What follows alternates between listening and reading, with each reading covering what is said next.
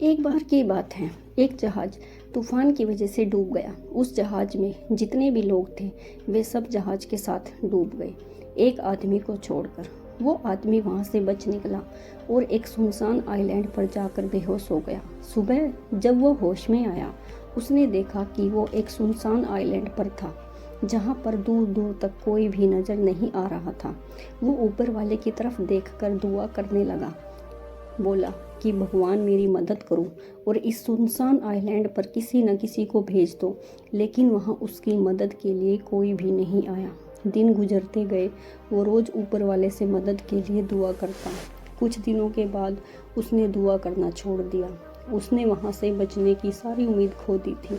उसका सब्र का बांध टूट चुका था। तभी उसने लकड़ियाँ इकट्ठा की और उनसे एक टेंट बनाया। उसने नारियल के झाड़ से बहुत सारे नारियल तोड़े और खाने के लिए मछलियाँ पकड़ने लगा। 15 से 20 दिन गुजर चुके थे। उस आदमी ने वहाँ से निकलने की पूरी उम्मीद खो दी थी। इसीलिए उसने तकरीबन 20 दिन की मेहनत के बाद वहाँ पर लकड़ियों का एक घर बना लिया। एक दिन जब वो जंगल में नारियल तोड़ने के लिए गया और वापस आया, तो उसने देखा कि जो उसने घर बनाया था उसमें आग लग गई थी और वो पूरी तरह से जलकर राख हो गया था। तभी उसने ऊपर वाले की तरफ देखकर कहा कि मैंने आपसे मदद मांगी तो आपने मेरी मदद नहीं की। जब मैंने रहने के लिए घर बनाया तो आपने उसे भी जला दिया। वो आदमी सारी रात ऊपर वाले को कोसता रहा और वहीं सो गया। जब वो सुबह उठा तो उसने देखा कि एक बहुत बड़ा जहाज उस आइलैंड के एक किनारे पर खड़ा हुआ था।